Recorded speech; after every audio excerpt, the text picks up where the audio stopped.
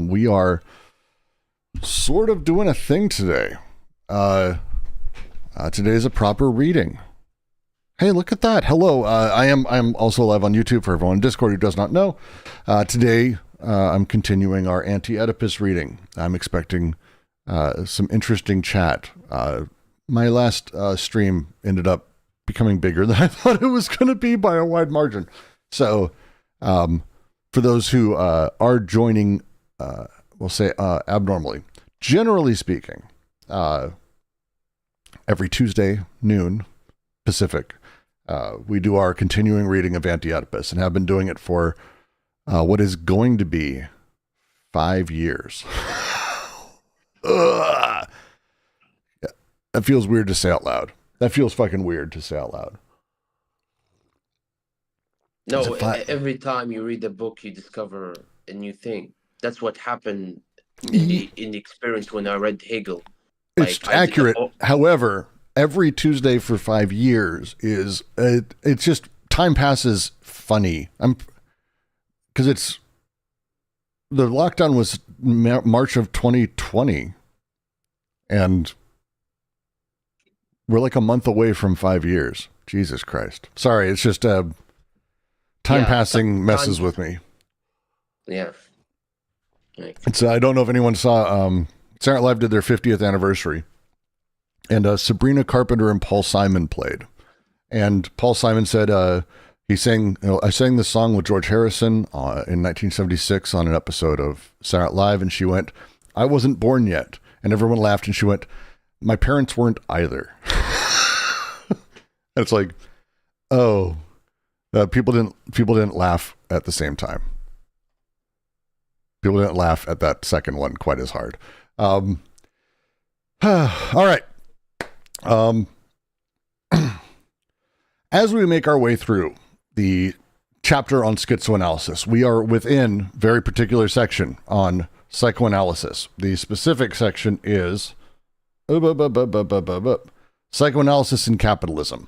The interplay of therapy and capitalism has been a central feature of Anti-Oedipus. It's one of the big reasons that it was written. It's trying to build a psychiatry that is materialist rather than idealist and stuck in the symbolic. It's an undercurrent.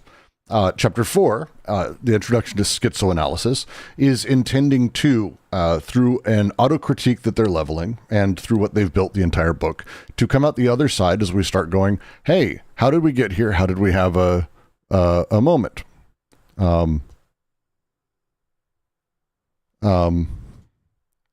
How do we bring these things together? Wig says, it could be nice Discord chat and YouTube chat could see each other. It would be lovely.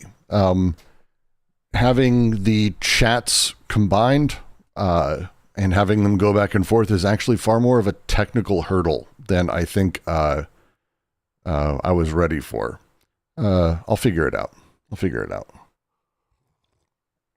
But the thrust of chapter 4 is to introduce schizoanalysis, and they do that through early on talking through sort of the issues of how people are produced and how the psyche comes into form under capitalism and in these formats.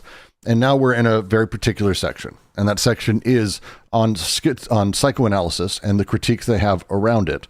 And we're working our way slowly through that. The previous paragraph, and we went through kind of a lot of this, they're just leveling, kind of lobbing bombs at this point at psychoanalysis as a thing. And they will continue to do that for some time, to be very blunt. Thank you for the screenshot, Quat. That is the best. I also saw the, yeah. If people missed it, I have an auto text underneath me that reads text and does its best. And it had to caption at one point that says, feels fucking weird to sell out.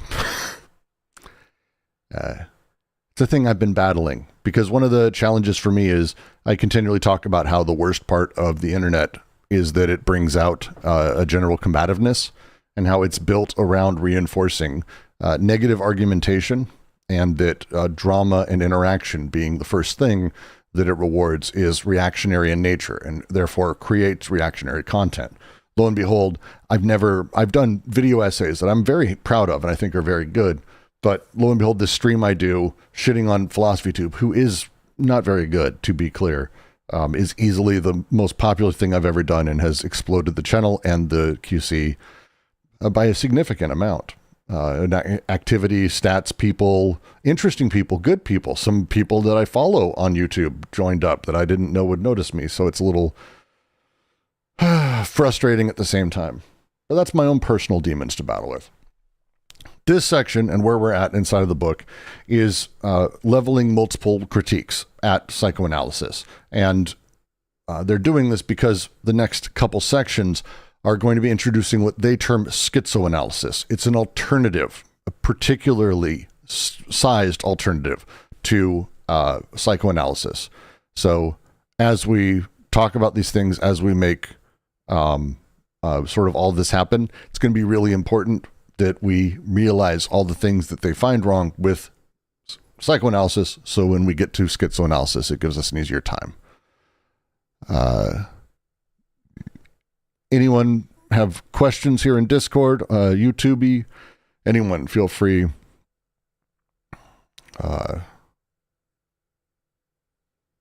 If you've got a question before I dive in, because I'm itching too, because these are the fun paragraphs. I have a technical question, a little bit about the page, right? Oh. We discussed. I watched. I didn't attend here, last Tuesday. But it's about psychoanalysis and the critique of Lacan and Freud, right? and after that we kind of moved back to psychoanalysis, schizoanalysis, and capitalism, right? Or we still in schizoanalysis and capitalism, right? We are in schizoanalysis and capitalism. Okay.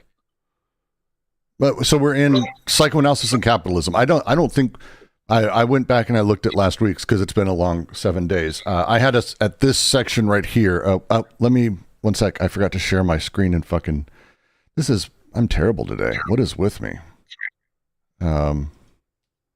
Terrible today. 1 sec. We will. This is where I have us in the book. Share my screen in Discord. Why was mythic and tragic representation accorded such a senseless privilege? Which goes into some of my favorite lines, and it's Shakespeare, which is fun. I have a question about Shakespeare. Of course. Can you apply schizoanalysis to the interpretation of Hamlet's character, who's at one point asked, to be or not to be? That is the question. It sounds like very Heideggerian, but is it he goes beyond that, right? And so. Well, now there's actually I've read papers on this, and so this is the fun part. Once we go through and we start talking about like schizoanalysis, how it functions, what you can do with it, because it is very different than psychoanalysis. Psychoanalysis is very much about the reduction of things to symbols. So Hamlet, for example, and we'll get into that. Hamlet's clearly a drama about him and his parents. You could say very, very simply. But there is other realities around this, and this paragraph actually goes quite into it. How Hamlet comes to be, how these things happen. There's more that can be teased out of the story. But what we often do, especially with people, is we reduce them to a simple Hamlet, a simple myth, reverting things to this simplicity. And that simplicity that we tend to flatly ruin things with, I think would be the way I think that they'd phrase it. That part is, I think, there's a lot of room to play with. I don't want to go down too deep in the Hamlet rabbit hole, but there's, I'll upload them into the DGQC after this, and I'll tag you in it, JK, because it's a fun one. It's a fun one, for sure.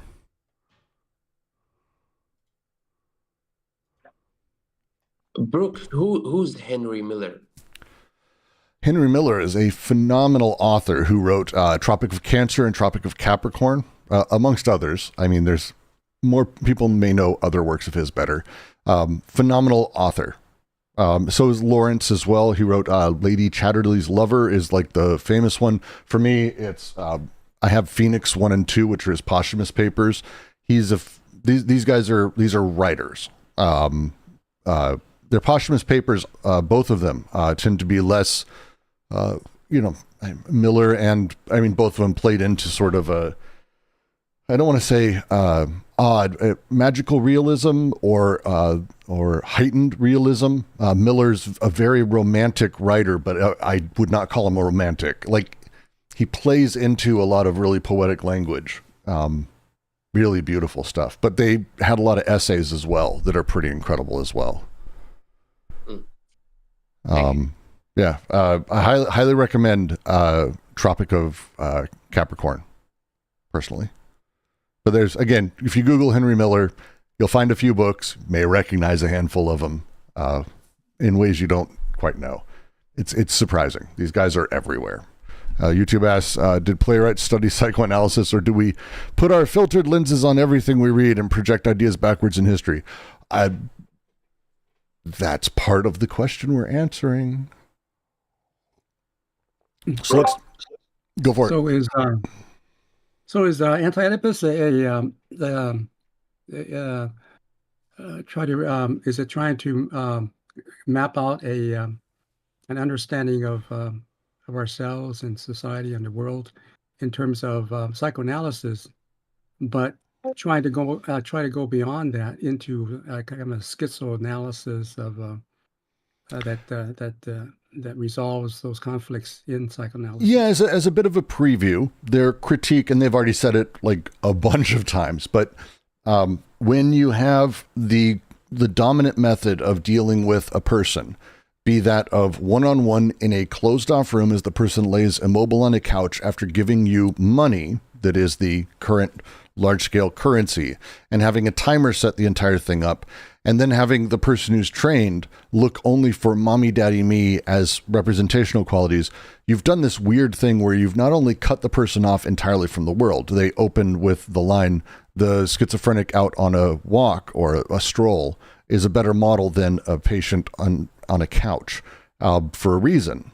That a person out in the world, you can see how they connect with things, what things, trigger them, what sets them off, what sets how they react, and how their reaction then feeds other things that then feed back into them. There's more to just things than this psychoanalytic process. But it's not just as simple, and that's kind of the point of the book. It's not just as simple as saying, oh, psychoanalysis should be free. That's not the point. Oh, it should be outside. That's not the point. It's that all of these things that psychoanalysis does in order to protect its rules of how things operate, reinforce the rules because of how it integrates into the larger sort of social structure and capitalist structure. And that's really what this chapter is, a little bit of a preview, more or less. Again, they've said all this, but that's the play, whereas schizoanalysis is trying to find a secondary way to work with patients, because they're not saying there's no such thing as mental illness. They're not saying that the Oedipus complex doesn't exist, or that everyone should go schizo. No.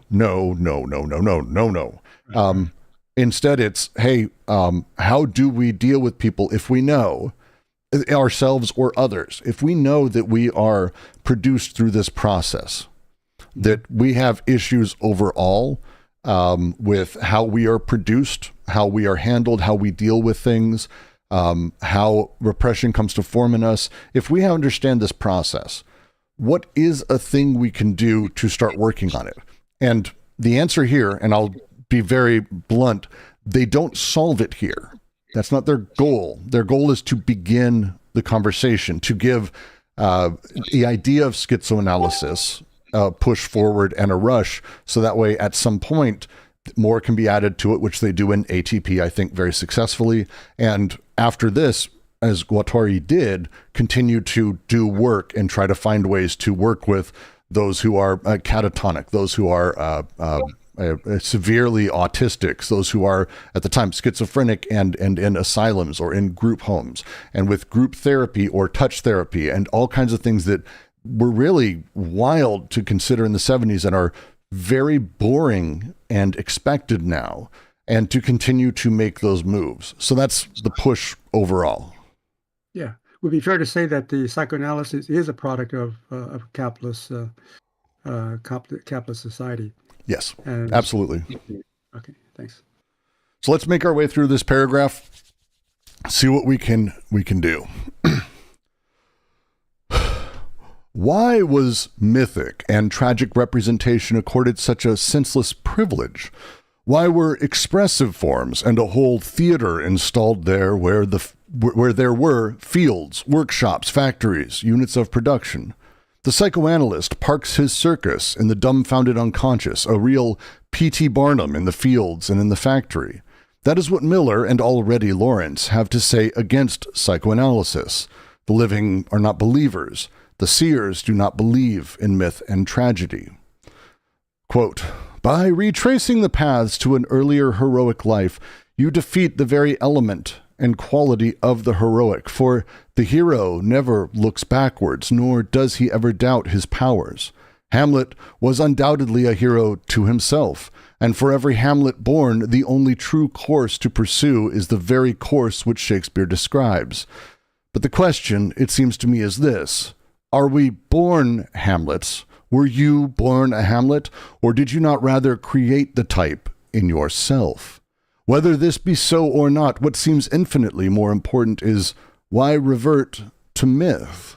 This ideational rubbish out of which our world has erected its cultural edifice is now, by a critical irony, being given its poetic immolation, its mythos, through a kind of writing which, because it is of the disease and therefore beyond, clears the ground for fresh superstructures. In my own mind, the thought of fresh superstructures is abhorrent, but this is merely the awareness of a process and not the process itself. Actually, in process, I believe with each line I write that I am scouring the womb, giving it the curette, as it were. Behind this process lies the idea not of edifice and superstructure, which is cultural and hence false, but out of continuous birth, renewal, life, myth. This ability to produce the myth is born out of awareness, out of ever-increasing consciousness. That is why, speaking of the schizophrenic nature of our age, I said, until the process is completed, the belly of the world shall be the third eye. Now, Brother Ambrose, just what did I mean by that? What could I mean except that from this intellectual world in which we are swimming, there must be a body. There must be born forth a new world, but this new world can only be bodied forth in so far as it is conceived. And to conceive, there must be first desire. Desire is instinctual and holy. It is only through desire that we bring about the immaculate conception. Miller is fucking great writer, by the way. And they are basically just taking an entire section from Tropic of Capricorn, I think. Maybe can't. I don't know them that well. We do this every time because they quote both. The line here that I love, and it is the, I think, very interesting one to consider, is, were you born Hamlet, or did you not rather create the type in yourself? The beginning of that conversation is the thing. When we say we are something, when we are born X, Y, or Z, when we are finding ourselves in an archetypical position. And that's the thing Miller's playing with in this section. Were you born Hamlet, or did you not rather create the type in yourself? This is what they're getting at, I think, throughout all of this. When we have, as they say, we have this entire theater that's installed where once we had productive everything. We have the production of the unconscious through desire. We have all of the factories. We have everything at work. And at some point, we layer in a theater. And in this theater, there is an actor, a lead, a hero. There's a villain. There's the good and the bad. We put very particular things in very particular places. And it doesn't get rid of the factory, but we put it there and then claim it for ourselves. And that, as he says, this ideational rubbish out of which our world has erected its cultural edifice is now, by a critical irony, being given its poetic immolation, its mythos, through a kind of writing which, because it is of the disease and therefore beyond, clears the ground for fresh superstructures. This is their core critique of the revolutionary thought of psychoanalysis, or the failures of 1968 in France, as they're mostly commenting on also. This thing that's happening, this recreation of that theater, it doesn't matter if the theater's brand new. It doesn't matter if it seems like all the characters are different. The archetypes, the positions are the same. Did we not rather create the type in yourself? Are we born Hamlets, or did we build ourselves into Hamlet? That's the question. And it's the question I really, really love. Josh asks, are you sure they don't think there's no such thing as mental illness? Wouldn't they be sympathetic to the anti-psychiatry movement? They're sympathetic to the anti-psychiatry movement, but they do still believe people are produced as they're produced. And I mean, Guattari spent his life trying to work with people in asylums. And he did not advocate for the destruction of asylums as a thing. He advocated for a change in how they operated and where they came from. Psychiatry as a thing sucks. But again, it's how it comes about and why. The idea of schizoanalysis instead of psychoanalysis is intended to be a push forward in that. But they very much, and they talk elsewhere about mental illness as being the conditions people are produced with and how they come about and all of that. That's what this book's about, is the material conditions which emerge and create these conditions. If we're talking about it as a non-normative, that I think we would have a better point. They don't necessarily think that there is a healthy central position. Instead, it's understanding that everyone is produced by this, and actually we are all multiplicities, we all have issues, and understanding all of those issues and how they're produced. But there is no totality of a single mental illness. So probably I am phrasing it probably too simply. Does that make sense, Josh? If I say that? Yeah. So in other words, they wouldn't be thrilled about the DSM categorization because that's like an empirical normative, right, grounding. And I think that they would want to get away from that sort of, right, objective empirical defining of mental health in the way that the DSM does. Yes, it's one of the challenges, and again, I think they even have made probably the best example of why the DSM as a thing is challenging, because by calling it schizoanalysis and over time as the normative decisions of what those conditions literally mean, we now believe schizoanalysis to be about frenetic randomness and all of that, but that's not what schizophrenic meant at the time, and it's not what they're talking about. In the YouTube chat, someone's even mentioning, shouldn't we call it autism analysis or something, like autoanalysis, or like there's some truth to that. The wording becomes difficult because underneath it, when we start having the conversation around what is happening, and how it's about being produced. Now, they go out of their way to say this doesn't mean that there is no such thing as, for example, the Oedipus complex. They literally say that sentence. We do not mean to say there's no such thing as the Oedipus complex, but as a determinant condition of humanity, that if you don't become healthy, you'll fall into that trap. That's the trick of the thing. And that's the thing that they want to sort of step away from. The idea that someone who has severe OCD and is unable to function in the world, or someone who's automatonistic or catatonic, who's psychologically they're catatonic, the idea that they're perfectly fine and we should just let them be. They're disconnected. They're not part of the larger social milieu. They're not connecting. They're not growing. This is the kind of thing we need to be working on and figuring out how to prevent the wrong word, but how to shift the production of society in order to enable people to, connect more freely. Does that make sense, Joshua? Yeah. I suppose we could also say that their notion of illness is closer to Nietzsche's, right? Notion of illness. Yeah. It's one of the things I went over actually on the stream.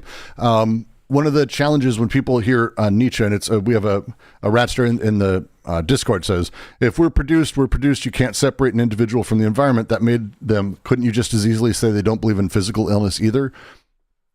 They don't believe in the dichotomy of physical versus mental illness. Like that's the thing is what is illness? It is when people are in positions where they are incompatible with themselves, when they're doing damage, the way that poison hurts a body. It's in the Spinoza's sense almost for Deleuze. So, and for Guattari as well. So it's it's far more radical. It's not really anti-psychiatry. Anti-psychiatry is like this idea of, there's a lot of versions of it. I shouldn't fucking jump in that, but it's not an individualist prescription. Instead, it's sort of anti-individualism. It's saying, look, you're where you're at, but you need to understand how these things come about. And if you're here to help people, because again, they're speaking a lot to the analyst and instead of the analysand, really through this book. That's why they use the terms. When we're having that conversation and you're here to help people, telling someone that you've got their stage figured out and here's the role they ought to fit into and here's how they need to understand the analogy of them to their boss is like them to their father, and this kind of shit, this does more damage than anything. And it's one of the reasons that again, and we'll get into schizoanalysis as they talk about it very quickly, this section specifically, and I'm going to kind of force us to stay in the lane of what this one is. This is focused around specifically critiquing psychoanalysis, not quite yet introducing schizoanalysis. They will be giving the alternative to all this, but right now it's critiquing psychoanalysis and trying to sort of more or less, this is that line in The Simpsons, stop punching him, he's already dead. Stop beating him, he's already dead. Like, this is that they're just going to beat the dead horse until it's completely nothing. That's the goal. So that way, when we get to schizoanalysis, you're not going, but what about, they don't want that, because it does no service to it. As a thing, does no service. Philosophy Noir, hey, it's good to see you, by the way. Is this a similar belief to arguments Foucault makes? It's close. So sorry, just really quick to address. Foucault plays with a lot of these same ideas. They're going a lot more direct. Foucault, as he even said, he never quite got away from and could never figure out how to just have a purely affirming view of life, an affirming ontology. For Foucault, it was always a lack. He always had lack as the beginning of it, the Lacanian lack. They're sidestepping all of that and giving a truly affirming, difference-based ontology. And when you do that, it allows a completely different understanding of things. And so that sidestepping puts them in a spot where they end up in a lot of the same places. Like Foucault's understanding of power structures in society doesn't go out the window. Like these ideas don't go away, but it's a different view of how they're born and where they're born. Instead of saying they come from lack, it's actually a critique of representation they're offering, and here's this and that, etc. If that makes sense. Go for it, Marcellus. I heard you jump in.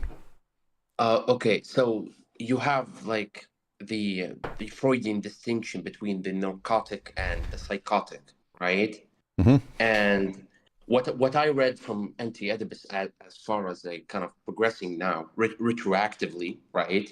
Because I read with you, right? I discovered Anti-Oedipus, and after that, like, I'm reading that, right? It's not about, like, it's an anti-psychology in a way that it's working through psychology, working through the measure of psychology, right? To the measureless beyond, like this psychoanalysis, like junk, right? Mm-hmm. And they have an emphasis on and the distinction Freud made between the narcotic and the psychotic. They have more like emphasis on the psychotic. So they kind of trying to walk away from this narcotic like aspect of Freud, right? The junk, like the aspect of Freud, the narcotic, like, Mm-hmm. representation, right? And going through the psychotic and focusing about the psychotic element, right? To reach this kind of, trying to work through the measure of psychoanalysis to reach this measureless, measureless non-psychology, right? Non-psychology psychoanalysis. I will name it anti-psychology psychoanalysis, right? Kind of like that. Yeah. Put it lightly like that.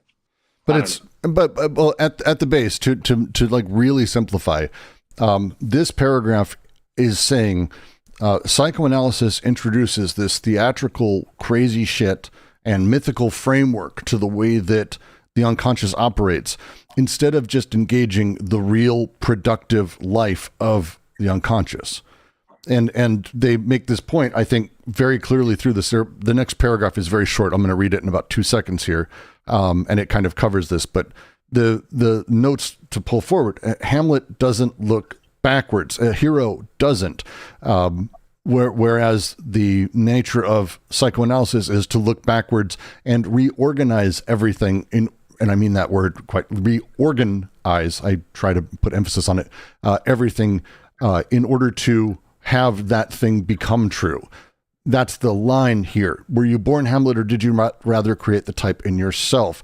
This continuous removal of things and recreation of things, resettling of things. When you look back, you go, oh, I'll just reorder all of these things. My TEDx talk I gave is on this. How we have these weird moments.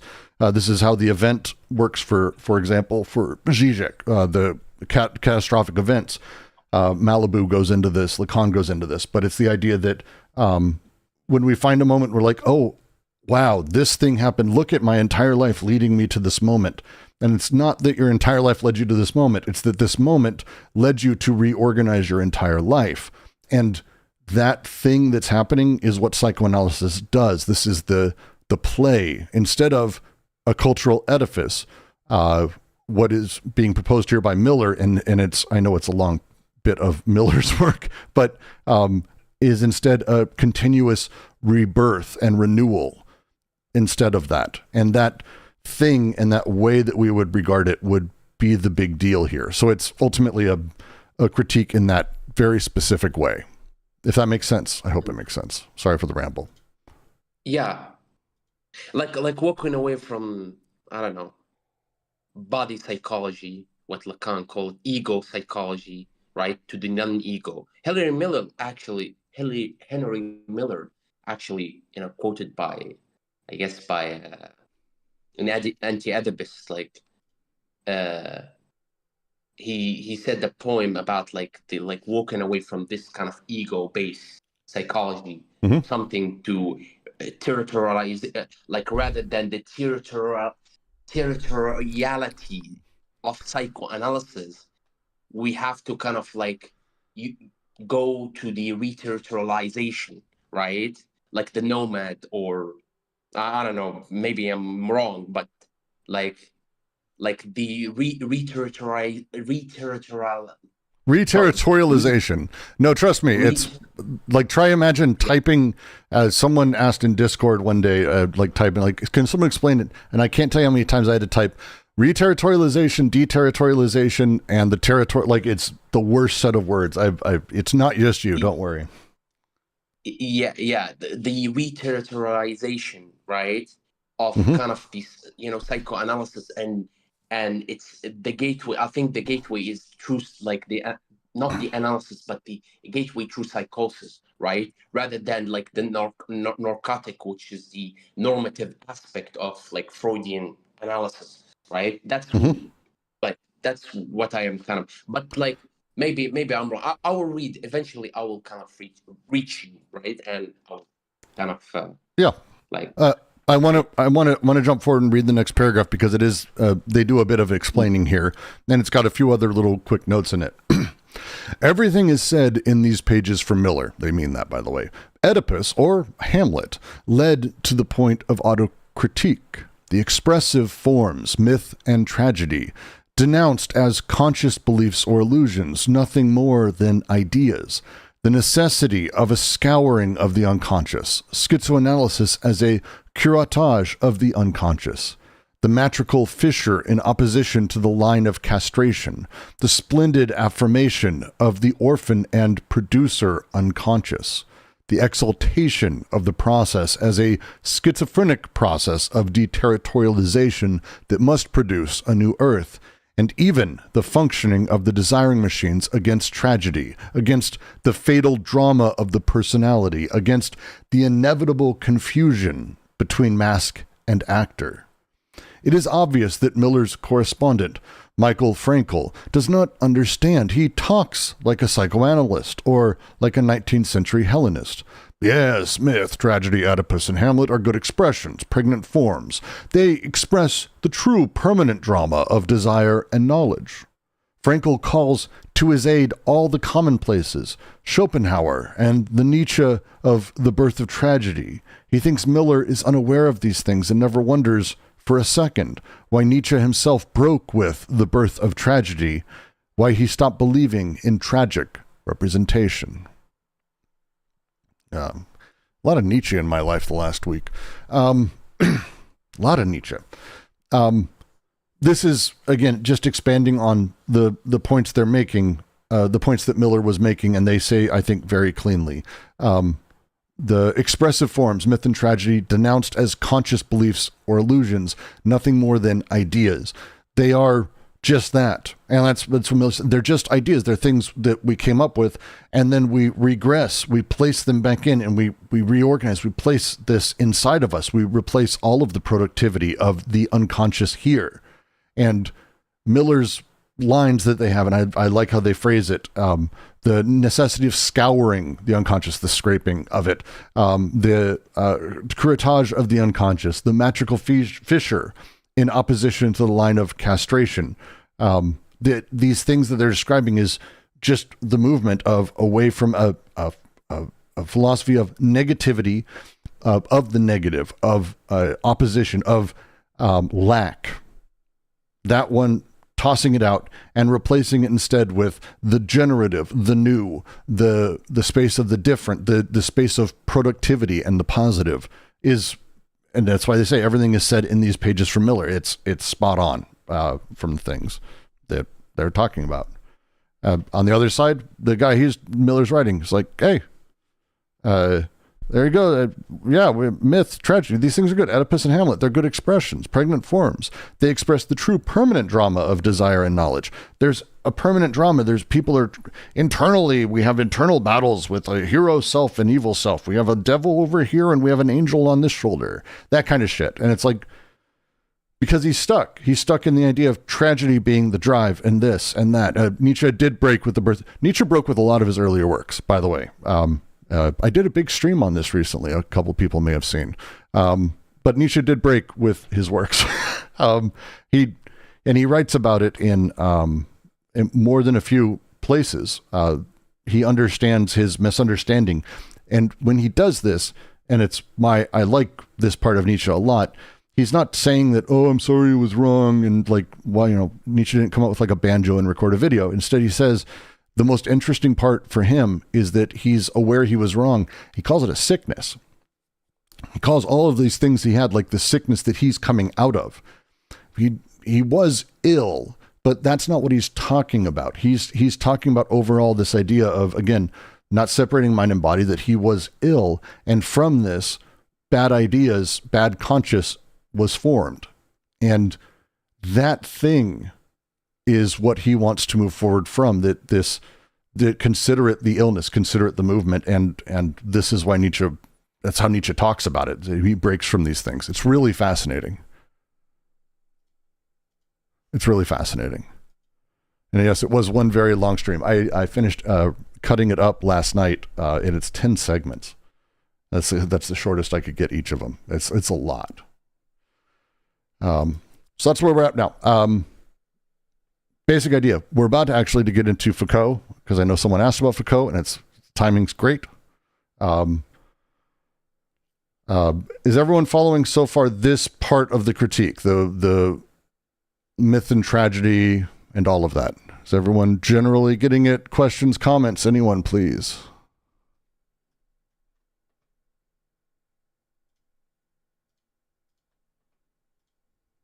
All right.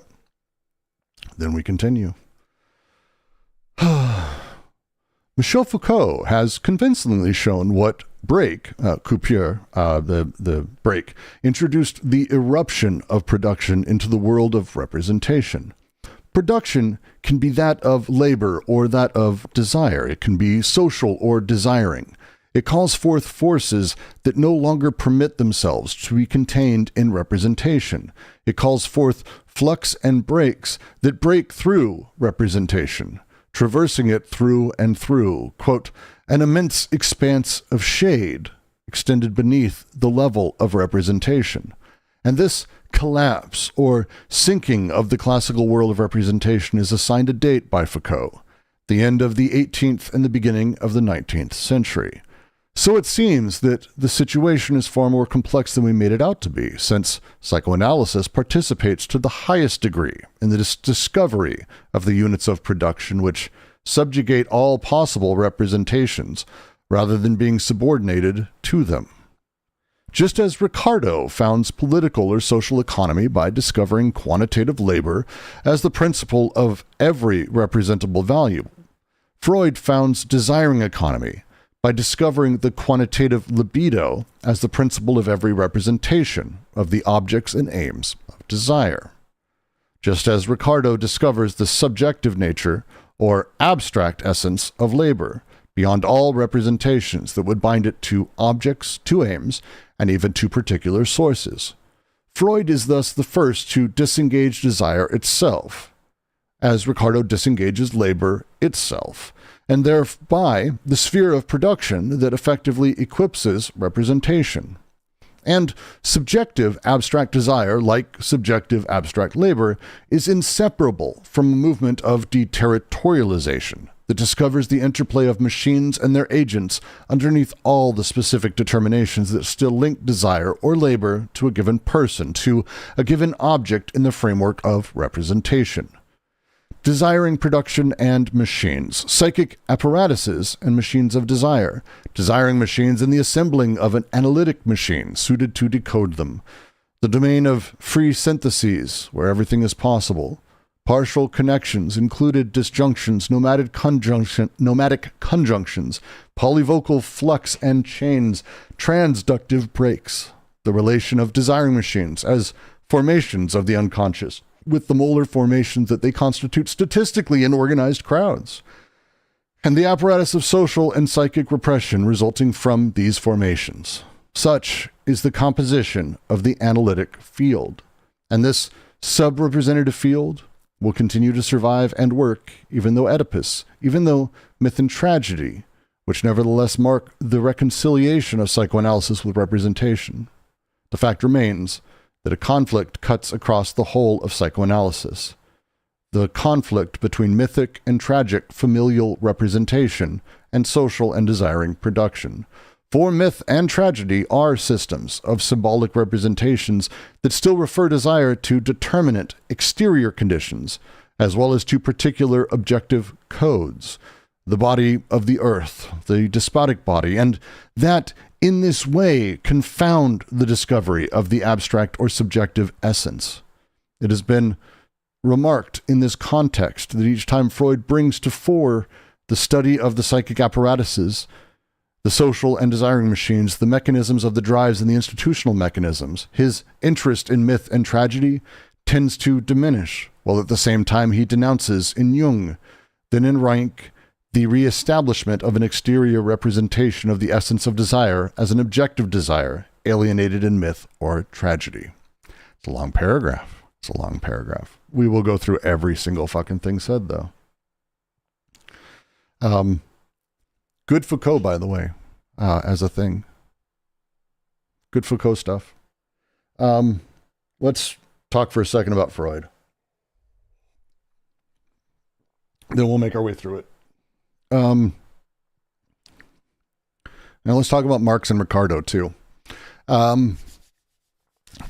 Labor is a really interesting thing. I'm going to oversimplify everything I say here in order to make my point.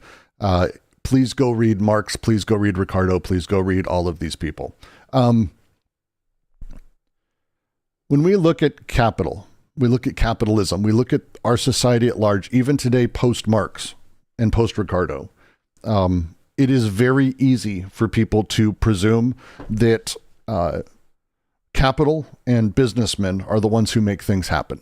That the great story of heroes in our society, the Elon Musk, the Trump, the Bill Gates, the fucking pick a person, it doesn't matter, that these people are the ones who control how things happen and what happens and what works, and that they pump lifeblood through things. Investment bankers believe they are the ones who do this.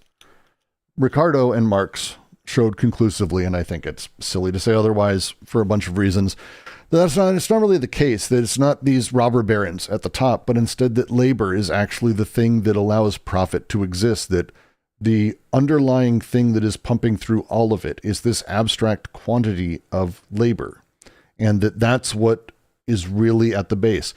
When we talk about it, when business people today talk about, profit and loss sheets or end of the year reports or EBITDAs or anything, what really matters at the base of it is going to be how much did labor cost and how much profit did you make off of said labor.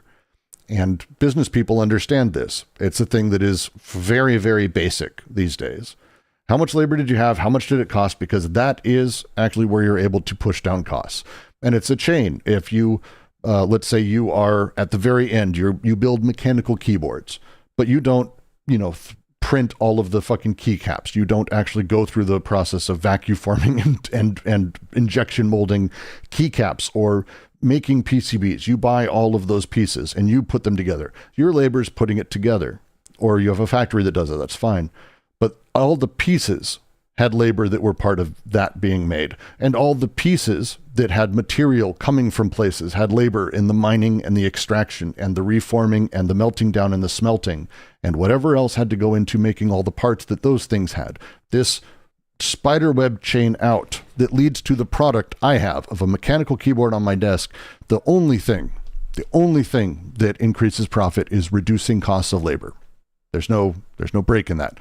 You reduce cost somewhere, and it's always labor that gets hit. That's how it works. So it's why we need the third world countries, and it's why we keep them in poverty. It's why we do what we do as capitalists to keep everyone in a completely fucked up place. Business people understand that labor is this weird abstract quantity that is coursing through things and enables everything to be what it is. Marx did this. This is Marx. This is Ricardo. This is Adam Smith. This is the basic boring shit of capitalism as it sort of first emerged. Deleuze and Guattari look at this and go, why stop there? Why stop there? Why not look at the same process of me, of us, of people? Why do we have these totalities where we see the product, the person at the end, the consumption of the product at the end, the produced affect and emotion, and then the person who claims it as their own, the consumer of it? Why do we see that as a single thing? Why do we not also look at behind that and see if there's something abstract? And this is what Freud did. Freud gave us this. Freud he figured out a great way to put libido and create a concept that enabled us to talk about production of the unconscious in this very same way that we talk about the production of everything. That setup, that play, that thing, how we play with these things and how we work with it internally works very much the same way. We do these totalities. We say, oh, I just ordered a bunch of metal from a factory. Well, yeah, but that metal had to be smelted, it had to be mined, and there's labor everywhere. I don't think of that. I think of the delivery guy bringing it and dropping it off. When I drink a soda, I don't think of all of the people who were part of that sugar processing or high fructose corn syrup processing or the labor of the lobbyists who were trying to get the government to make it cheaper so I could have cheaper soda. Like labor across the board and all these things, I don't consider it. I just see the soda to consume, and I enjoy that as a consumer. Libido works the same way. It's produced in the same way. Freud found the desiring economy by discovering the quantitative libido as the principle of every representation of the objects and aims of desire. This is the thing. They're equating these two. This is not an analogy. Marcellus Wallace, I'm coming through real quick on you. If you'd mute real quick, that'd be great. This is not an analogy. They're not saying it's like this. This is a one-to-one. This is a one-to-one because they're wanting to take labor and instead go, labor's not the smallest bits. Instead, labor is the social machines. And the social machines and desire machines are one and the same. One is under determinate conditions. The other is not. The other is desiring machines. And so, as they say, Ricardo founds a political or social economy by discovering quantitative labor as the principle of every representable value. Freud founds desiring economy by discovering the quantitative libido as the principle of every representation of the objects and aims of desire. These two work identically. And they are, because they're the same thing, ultimately. And so they're saying, we know this. They're like, hey guys, we all agree on Marx, right? Like, come on. And as I said, capitalists agree with fucking Marx. They just don't want to say that. And so like, hey guys, we agree on that. Can we talk about this other thing too? Like this is what Freud did. Freud figured this out. Freud discovers the subjective nature or abstract essence of desire as Ricardo discovered the subjective nature or abstract essence of labor beyond representations that would bind it to objects, aims, or particular sources. This is what happened prior to Ricardo, that it was not considered labor as an abstract thing, that this thing that we could pull out and actually quantitatively look at and understand as its own thing. Instead, it was, it was a lot more complex. Marx goes into it. Ricardo writes about it. It's tough for me to mentally do it, and I think a lot of people, because if you have grasped it, it's really hard to sort of go back and go, so that's how this works. But that's what they're talking about here. So when we talk about what Freud contributed, and that's what they're doing here, they're saying Freud is thus The first to disengage desire itself, as Ricardo disengaged labor itself, and thereby the sphere of production that effectively eclipses representation. The productive reality of labor inside of the actual capitalist market is the thing. We want to simplify it. We like doing that in capitalism, especially. I mean, I'm an American. We're very, very good at it. But the way that it actually functions is labor is actually in control. We trick ourselves to say otherwise, and very much think of the same way that labor unions at Amazon fighting to be considered as actually important and having some power or control, being stomped on by a capitalist at the top who supposedly is in control of all of it and who supposedly is making all of the business happen. That's identical to what we are doing to our desiring production. That's the thing that they're talking. Desiring machines are the labor workers and the unions. It's the same process, the same thing. It's the same setup. This abstract, subjective, abstract desire, like subjective, abstract labor, is inseparable from a movement of deterritorialization that discovers the interplay of machines and their agents underneath all the specific determinations that still link desire or labor to a given person, to a given object in the framework of representation.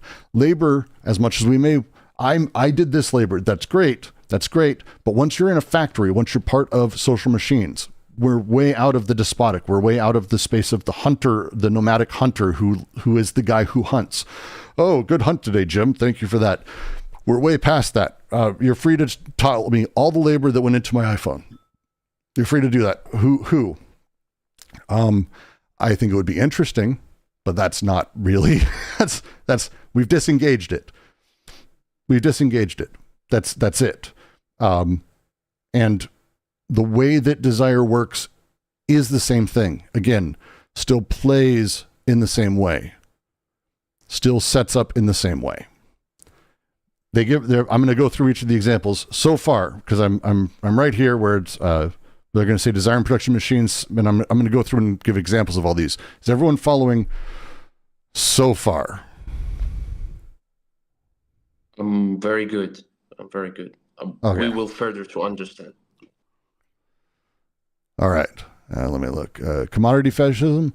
Yeah. This is commodity fetishism to a hilarious degree, and inside of us, and it's fetishizing. It's commodity fetishism of the soul, I guess would be a kind of a fun way to put it, because it's it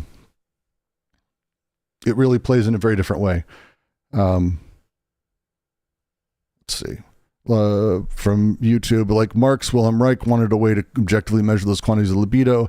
So I was fixated on measuring a person's erogenous zones. And it's also why he went a little, I mean, I like the idea of the orgone as a thing. Like, I want an orgone box. We had this conversation the other day that I think someone could make money selling orgone boxes now to like tech bros. Put crypto in them, you fucking make a mint. It's a crypto generating orgone box. It makes orgone tokens, and just call it the Reich box. Sorry, go ahead. It's a bad joke, maybe.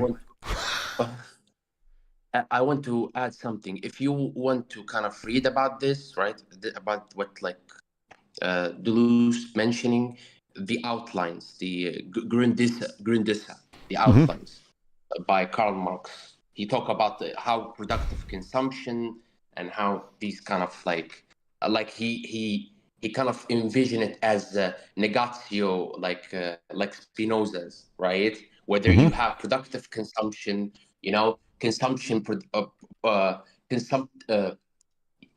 productive consumption, and how these interplay, distribution, which is connected between production and consumption and exchange and these kind of things.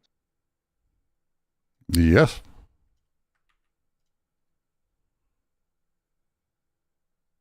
I mean, yeah.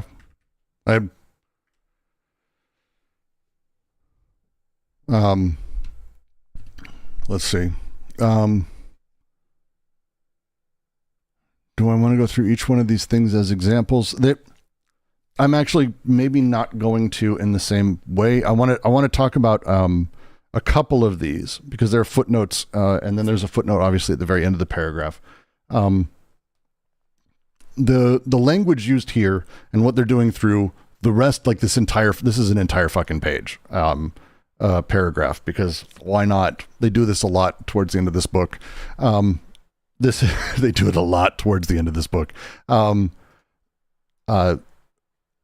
This page is basically them giving a lot of examples of what they're talking about. And rather than me like explain each one of them, I think it's worth, if this is a thing that interests you or is grabbing you, take any one of those things that is within one of the semicolons, which is like the groupings, the domain of free syntheses where everything is possible, as an example. Connections, included disjunctions, nomadic conjunctions, polyvocal flux and chains, transductive breaks. Take that and go through the wording and find it out. The definition of transjunction they have at the end here. See interview with diacritics, review of contemporary criticism. The quote is, signs work as much as matter. Matter expresses as much as signs. Transduction is the idea that in essence, something is conducted, something happens between chains of semiotic expression and material chains. Transduction, and this is why they added this here, better explained, I think, in logic of sense about how signs and matter really do play in the same place, and how it's not, again, we're not talking about an immaterial psychiatry. There's a reason the book says it's about a materialist psychiatry. We're talking about signs that work as much as matter, and matter that expresses as much as signs. These things work hand in hand. This is the phrasing they're going with. It's really beautiful language, but it is worth taking time and not having me tell you, here's an example, here's a thing, this is what this means, because this is where I think you'll find, in my experience, and I may be wrong, but this is where you'll find like fun places for you to run with it, if that makes sense. I hope that makes sense for the most part.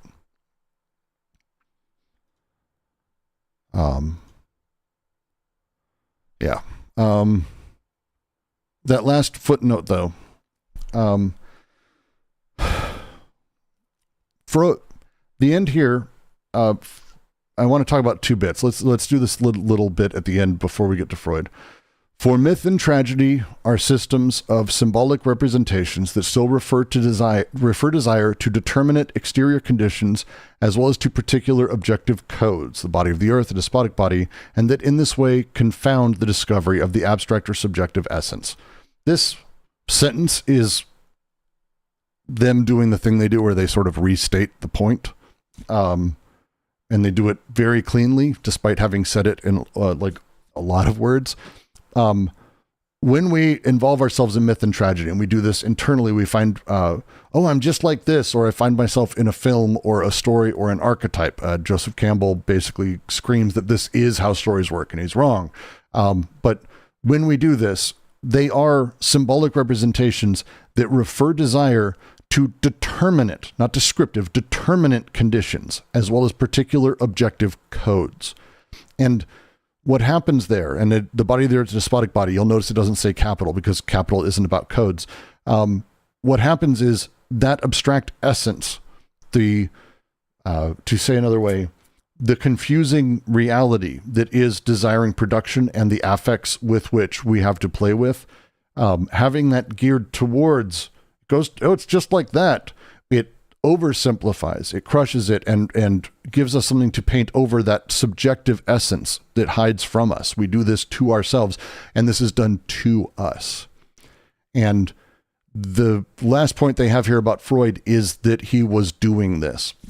They say, it has been remarked in this context that each time Freud brings to the fore the study of psychic apparatuses, the social and desiring machines, mechanisms of drives, institutional mechanisms, his interest in myth and tragedy tends to diminish, while at the same time he denounces in Jung, then in Rank, the reestablishment of an exterior representation of the essence of desires and objective desire alienated myth and tragedy. Short version. But it's weird when Freud is actually really going deep into these very particular things that are these micrological versions of desire. It's really weird. He doesn't really care about myth and tragedy. And actually, well, he does that. He even shits on other people who seem to do so, saying that it's ridiculous. They're establishing this large representation. Jung is a prime target of this, who literally thinks we only have that. That he critiques the thing in them. He almost forgets sort of the line, before you complain about the splinter in your neighbor's eye, remove the log from your own. Because he's in that space where he's talking about these mechanisms, desiring production, the way drives work, myth and tragedy diminishes, and he denounces in Jung that very thing that he then goes on to do. The periods, you see this, and it's the footnote, Ansifiu distinguishes between two periods for Freud in general, 1906 to 1920, which, quote, constitutes the great period of mythological works in the history of psychoanalysis, then a period of relative discredit as Freud turns towards the problems of the second typography, id, ego, and superego, and the relationship between desire and institutions takes less and less of an interest in a systematic exploration of myths. And this is their critique, I think, laid out pretty simply, if that makes sense.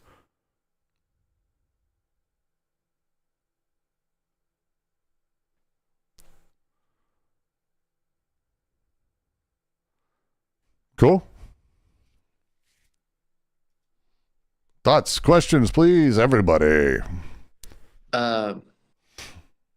It's kind of weird, right? It's kind of odd. I don't want to mention this kind of political figure in America, right? Because we all know what he is, but I don't want to give him the credit, but I don't want to discuss him. But I will mention that he used this idea of the birth of tragedy as a way to kind of validate his point about something, some. Who the fuck are you talking about? I don't want to mention. Okay. Is it Hitler? Is it is it Nick Land, Jordan Peterson? It's got to be some piece of shit. Richard Spencer. Oh, Richard Spencer is my favorite star of a handful of YouTube videos of him getting punched. It's great. So, I mean, look, Richard Spencer, he is a king of taking a punch, and everyone should Google Richard Spencer punch and watch the videos. They're very enjoyable. Very enjoyable. Yeah, but he's discussing what Deleuze critiquing now, right? This idea of he read the Birth of Tragedy and he kind of fascinated with kind of the Dionysian. And by the way, although he doesn't understand Nietzsche, even when Nietzsche denounced the book, he doesn't understand the Birth of Tragedy. So added pilot to that, but it's kind of this mythic representation is kind of a lot of white nationalists and nationalists gravitate to what it's and it's one of the things, as I've said before, and they talk about in here, it's a fascizing tendency, because it eliminates the multiplicity and the confusion and all the stuff that's happening, allowing us to sort of, or requiring us to repress ourselves into very particular formations that are familiar. And again, that put us in that space of mommy, daddy, me, that sort of return us to a childlike state where we are properly organized and properly set up in a way that's needed. They very much talk about this, but in fascists, it's very easy to see. The challenge is, and it's their big critique with, I think, the leftism of the time, and I would even say it hasn't changed significantly, the same critique, is that by not really analyzing how desire courses through and produces these superstructures and how these things become programmatic, that our investments, our social investments that we have that are ensconced in these weird mythic or tragic mentalities, we're playing into the very same setups. And so if we do have a revolution, as Zizek says, so what's tomorrow? Well, the answer is same thing, different people in charge. That kind of thing is very easy for people on the left or anyone to fall into, because it is the representational space works like this and sort of breeds itself, if that makes sense. I think never, as Robespierre said, right? In the Very French much. Revolution. Yeah, so it's, But the short version is they're really going at specifically the nature of the mythic or tragic representations that we find especially in familialism, or we find in psychoanalysis, or we find in, I would even say, popular culture and the way that we're raised, all of this fun stuff, moving beyond representation to abstractions and these abstract essences that are more quantitative, that are a multitude of them, social and desiring production, again, understanding how labor works. That stuff is a big deal.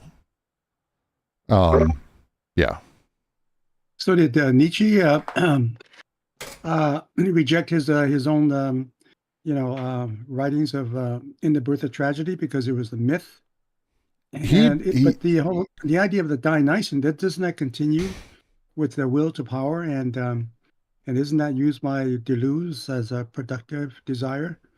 So this is where we get into like there's complexity in this. The later writings of Nietzsche move away from a direct reading of anything sort of mythological. Even the stuff that he does write about the Dionysian turn and all of this stuff, he's more utilizing them the same way he would with, say, Zarathustra or a few others, where he's playing with them and utilizing them in order to make another point. It's tough in my readings of Nietzsche to sort of, for me, I don't read that later he's necessarily married to the idea of tragedy or myth, but instead is much more driven to talk about drives and how drives inform myth, or how there's the Dionysian drive rather than a mythic drive, even though they sounds the same because Dionysus is a mythic god, etc. It plays differently in how he writes it, at least in my sort of the way I would read it.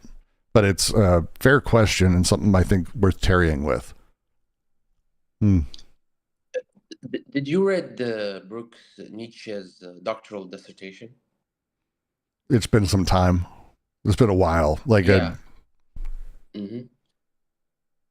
So no. I'd assume no. It's just easier no. Yeah. So he discusses the idea of philology, right? And how kind of like, I think that there is a shifting, and that's my strategy with Nietzsche. Like there's a shifting between philology and, philosophy, and how kind of we encounter these kind of like, you cannot like use philology until you kind of figure out philosophy. Like you encounter philological conceptions with kind of, philosophy, with the philosophical, right? And I don't know, maybe it's the wrong reading of Nietzsche, but like there's two types of Nietzsche. There's the Nietzschean philologist and there's the Nietzschean psychologist, right? I don't know. As Nietzsche grows, one of the things that happens to him, because at the early stuff where he really is doing like a historiography of philosophy, like the stuff on Laertius, which is what you're talking about, like Diogenes and all this,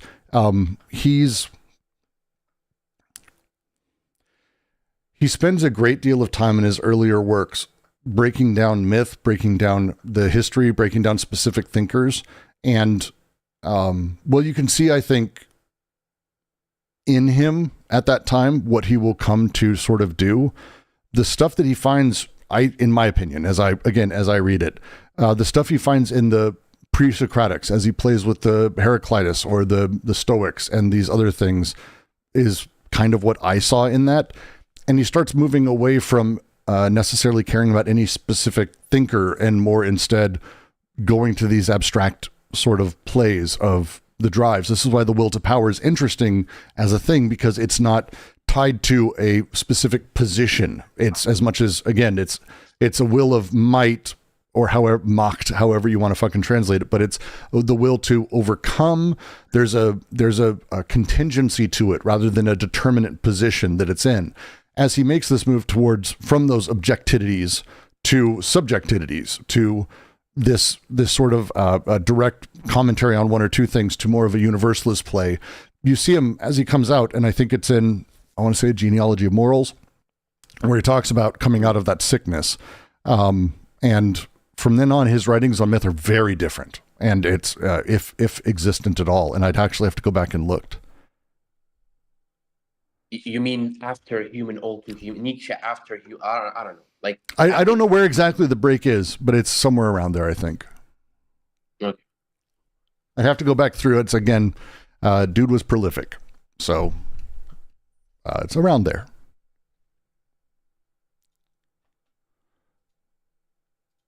Ms. Dixer is saying he rejects previous writings is incorrect. Okay. Fair. Call me out. That's fair. Nietzsche did not say, my old stuff is shit, ignore it. That is not what he did. I think it would be very fair to say that he did reflect on those things, as you say, and he takes it in very different directions. I think that's a very fair way to put it. But he does use language of kind of saying like only an idiot would think the things I thought kind of stuff. So I think that's a bit of a rejection, but I get what you're saying. I'm overstating it. That's probably fair. You got me. You got me.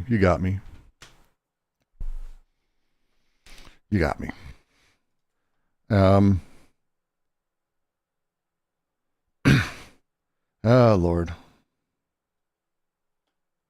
And I do use objectivities here because they're going to be very particular here, actually, about it. Because we're talking about Freud, and it'll be a thing. It's going to be a thing. So Nietzsche's will to power is that an objective will to power, or is it a subjective will to power, or is it both? Will to power is very in line with libido or desire. It's very much more in line. It's a pre-personal. It's very it's pre-conscious, pre-personal drive. Okay. For sure. But in terms of the Overman, that would be a subjective, manifestation, right? Yeah, the Overman, and it's again, it's a weird word in English because it presumes it means overman, someone who's over others, and that's not really what Übermensch really means. An Übermensch would be someone who's how to put it, over himself, more or less, like not overman, but more over himself. He was able to realize his blockages and overcome them, and that recognition of the things he can change and change them, the recognition of where his own power sits, and the lack of resentment where he doesn't have power and others do, and the defeating of bad conscience, kind of as a thing. That sounds like objective. It could be. It depends on how we're taking it. Someone on YouTube puts it, well, it's getting over the trauma of being man. Is another great way of putting it.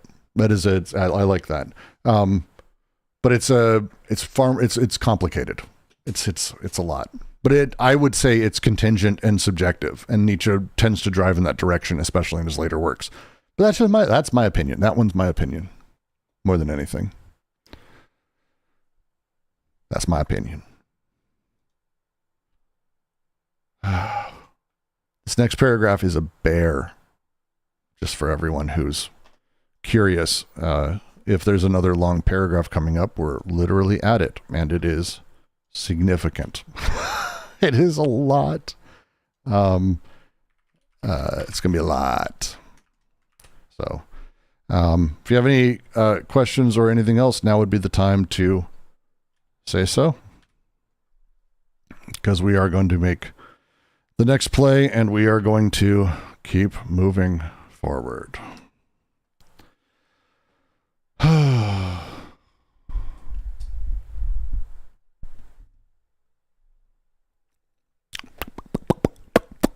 Will to power is objective in that it just is. If you will nothing, you still cannot avoid the will to power.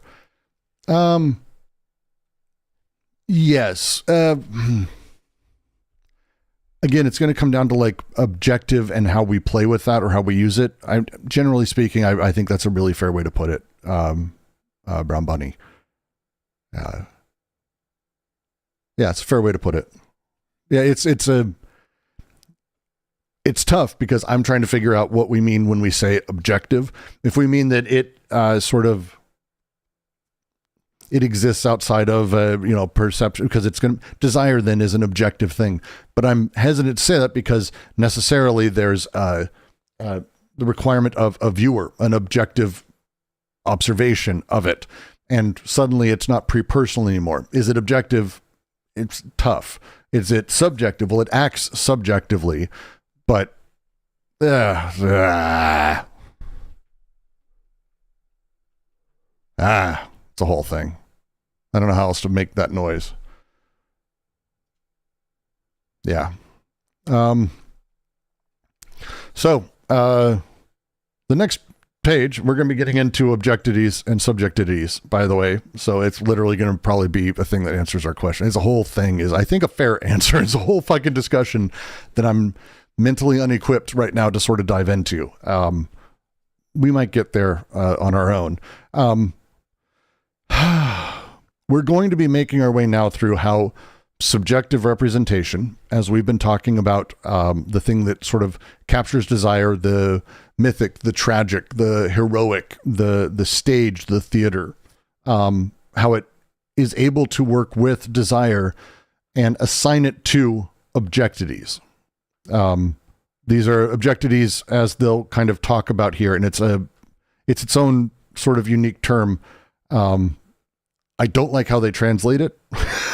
They translate it as objectivies or objectifies, which I don't even understand how that works in English, because what they're talking about in objectité, as they're talking about in the original French, it's more an idea of elements that sort of determine things, determine objects, that determine sources, that determine aims, the objectivity of things. And so they're going to be going through this and playing with it. It's going to be a lot. Yeah, there's going to be a lot in this next one. So be ready for that. Be ready for, I think we're going to talk about Jung and glancing over it. Yeah, a lot of Freud, just a lot of Freud and Jung. Is everyone ready? All right. How can this very complex ambivalence of psychoanalysis be explained? Several different things must be distinguished. In the first place, symbolic representation indeed grasps the essence of desire, but by referring it to large objectivities as to the specific elements that determine its objects, aims, and sources. It is in this way that myth ascribes desire to the element of the earth as a full body, and to the territorial code that distributes prescriptions and prohibitions. Likewise, tragedy ascribes desire to the full body of the despot and to the corresponding imperial code. Consequently, the understanding of symbolic representations may consist in a systematic phenomenology of these elements and objectivities, as in the old Hellenists or even Jung. Or else, these representations may be understood by historical study that assigns them to their real and objective social conditions, as with recent Hellenists. Viewed in the latter fashion, representation implies a certain lag, and expresses less a stable element than the conditioned passage from one element to another. Mythic representation does not express the element of the earth, but rather the conditions under which this element fades before the despotic element. And tragic representation does not express the despotic element, properly speaking, but the conditions under which, in 5th century Greece, for example, this element diminishes in favor of the new order of the city-state. It is obvious that neither one of these ways of treating myth or tragedy is suited to the psychoanalytic approach. The psychoanalytic method is quite different. Rather than referring symbolic representation to determinate objectivities and to objective social conditions, psychoanalysis refers them to the subjective and universal essence of desire as libido. Thus, the operation of decoding in psychoanalysis can no longer signify what it signifies in the sciences of man, the discovery of the secret of such and such a code. Psychoanalysis must undo the codes so as to attain the quantitative and qualitative flux of libido that traverse dreams, fantasies, and pathological formations, as well as myth, tragedy, and the social formations. Psychoanalytic interpretation does not consist in competing with codes, adding a code to the codes already organized, but in decoding in an absolute way, in eliciting something that is uncodable by virtue of its polymorphism and its polyvocity. It appears then that the interest of psychoanalysis has in myth or tragedy is an essentially critical interest, since the specificity of myth, understood objectively, must melt under the rays of the subjective libido. It is indeed the world of representation that crumbles, or tends to crumble. This is why I tend to use subjective when it comes to libido and desire. Like will to power, I would say the same thing. This paragraph actually, I think, says it well. Let's go through a couple things. So, objectities. It's the form in which the thing in itself, the real, appears as an object. We see things as large objectities. We have things referred to as large objectities. The specific elements that determine its objects, aims, and sources. When we do this with desire, you want a car. There you go. It's objectity. It's about the car. It's for the car. Oh, well, your dad had a car like that. Oh, it's about your dad. It's the objectities, the specific objects, aims, and sources. It's gross to do that. Don't do that. They have this note at the end for it. It cannot be said, therefore, that psychoanalysis adds a code, a psychological one, to the social codes through which histories and mythologies explain myths. Freud pointed this out apropos dreams. It is not a question of deciphering process according to a code. In this regard, see Derrida's comments in that book. It is doubtless true that dream writing works with a mass of elements codified in the course of an individual or collective history, but in its operation, its lexicon, and its syntax, a purely idiomatic residue remains. Irreducible. I knew that carried over. God damn it, guys. A purely idiomatic residue remains irreducible that must carry the whole weight of the interpretation in the communication among unconsciouses. The dreamer invents his own grammar. That's actually maybe just a Derrida. Look at Derrida summarizing a paragraph for us. That's a thing you don't see often. In this book especially. Because that's more or less what they're getting at. The way for us to sort of think about the essences of libido, how they're placed, the objectities that we assign to them, the symbolic settings of them. The understanding of symbolic representations may consist in a systematic phenomenology of these elements and objectities, as Jung does, or the old Hellenists. Or these representations may be understood by historical study that assigns them to their real and objective social conditions. Oh, when this was come up with, it was under these conditions in this place. It's recent Hellenists. It's romanticists, whatever we want to call them. This thing, representation, then implies a leg. It's playing with things in very specific ways, where it's trying to appeal back to the despotic or to the earth, or to the way that the earth gave way, or the way that the despot or the city-state came in. These things, these ways we treat myth or tragedy, aren't really suited to psychoanalytics, to the study of the psyche, to the mind, to the way that we talk about libido. The method of psychoanalysis is actually different. It's fundamentally different than this.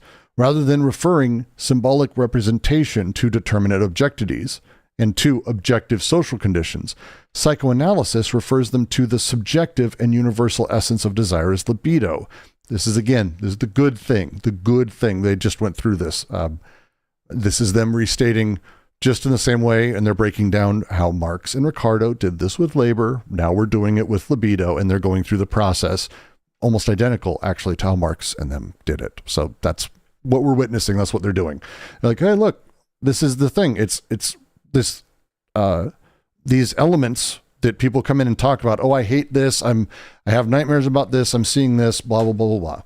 This thing that's happening, we push back to libido. This is good. Thus, the operation of decoding in psychoanalysis can't signify any longer what it signifies in the sciences of man, the discovery of the secret of such and such a code.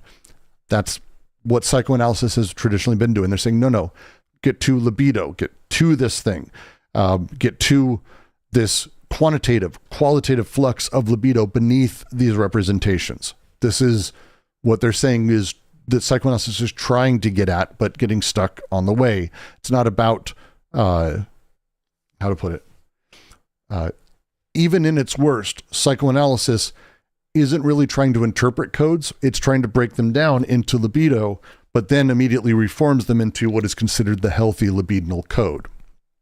If that makes sense. It's kind of a long, windy road to get around.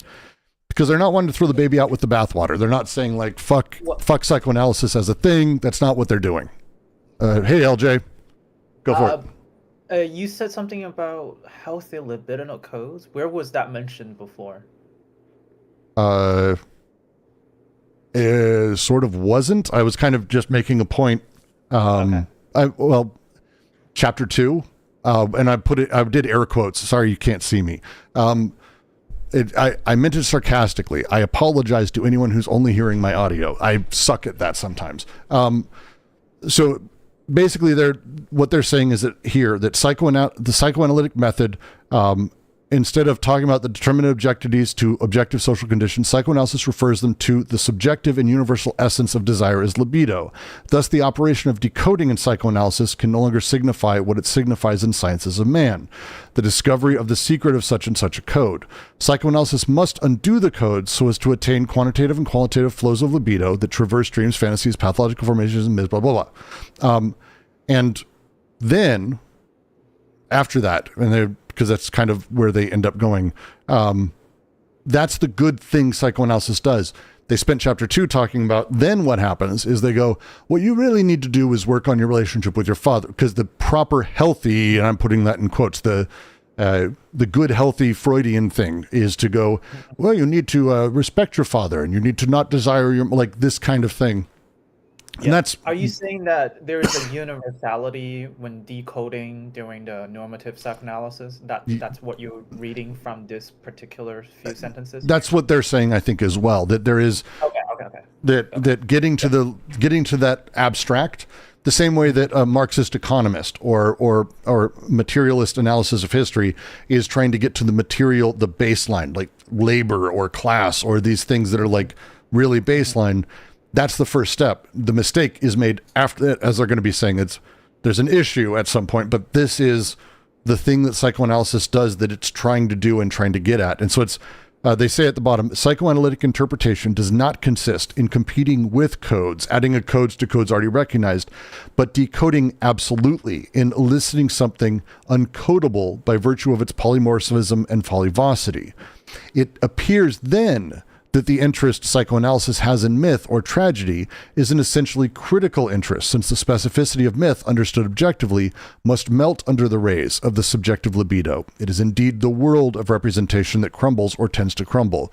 Their point it's how they ended the previous paragraph, another long one, where they're like, even Freud, when he's in that place of talking about drives, even he sees all of this myth stuff and it all starts breaking down, because once you get to that abstraction and you start understanding how to do this through the qualitative and quantitative essence of this abstract element, other things start crumbling. And Freud saw it and was able to use that to sort of take down Jung and Rank and a handful of others that he criticized pretty heavily.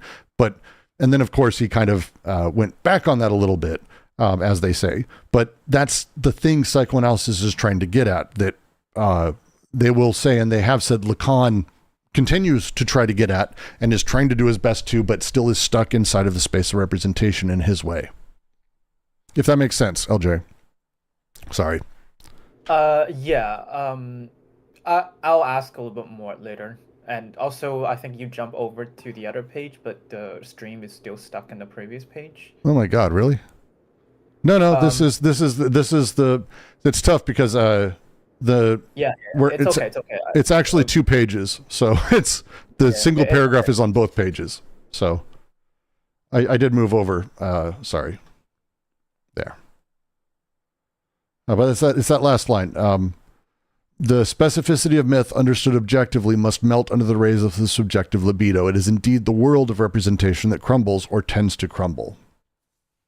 And that's, again, once you, and they're going to be making this point in a moment about labor and with Marx, the essence of this is subjective, but when we start seeing these objectivities and we start assigning them, those are, when we go to labor, when we go to these abstract things, those are the things that crumble, but those are the things also that cover up the thing that stop us from getting there. So it's this back and forth, if that makes sense. Marshall Esotericist on YouTube says, libido is infused into myth. This is why fascism attracted many artists. Think of Marinetti, myths that fascist Jews had libido potency stemming from patriarchal repression. Well, it's, how to put it? Libido is infused into everything. So that's like the first thing. Myth and all of this, the ability for it to trap and hold on to libido when you're not looking at the abstract, the way that these objectivities seem to be pushing towards goals, myth creates its own network of self-reinforcing bullshit. So it becomes a positive or negative feedback loop, depending, I guess, on your perspective. But it's a feedback loop nonetheless of desire being trapped, making the thing more powerful, and continually working like that.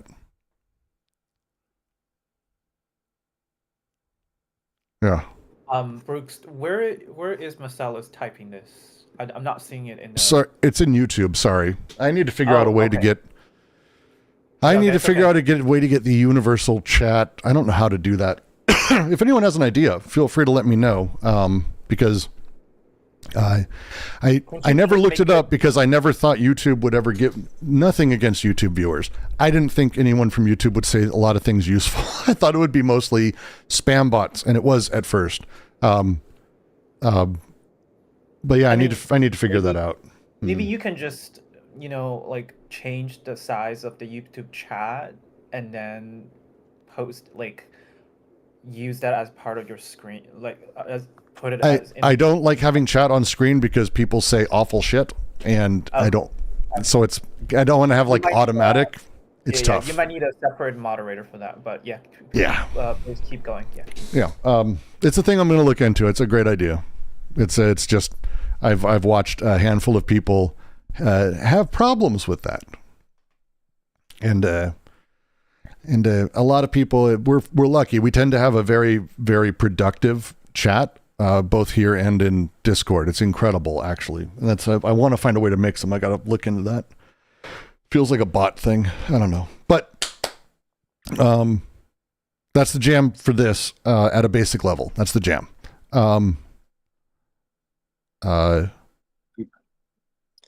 That's it. Basically, this is them saying, here's the good shit. Like, this is the good shit, because they've been beating up on psychoanalysis throughout the book. And they're like, hey, here's the thing that it's doing. This is the stuff it does, because, and they say, I think pretty nicely here, at the bottom, they're like, psychoanalytic interpretation overall does not consist in competing with codes. You don't go, oh, tell me more about the dragon.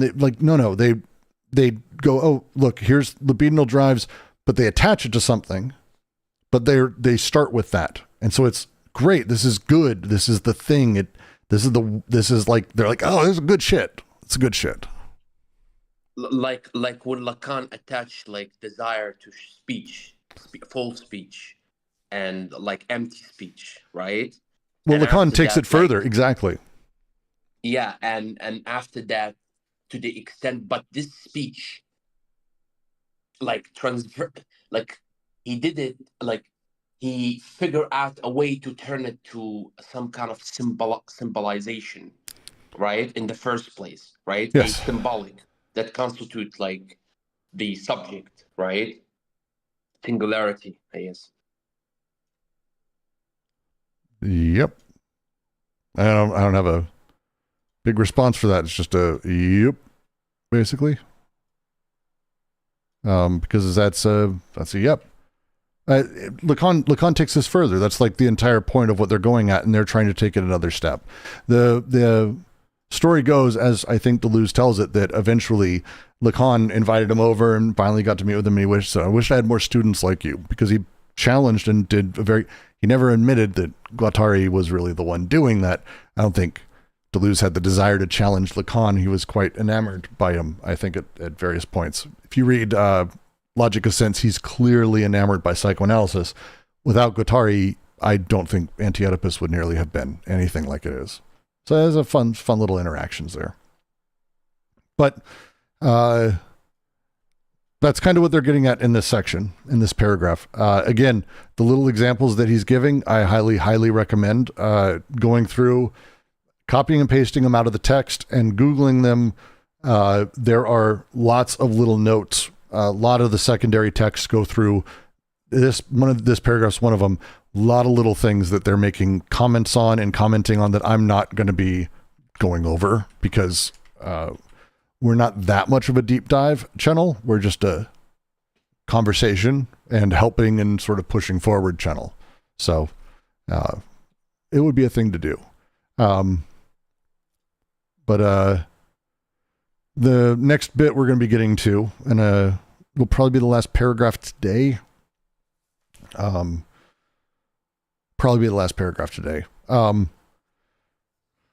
Continues Marx and the comparison and the way that these subjective essences are the same thing.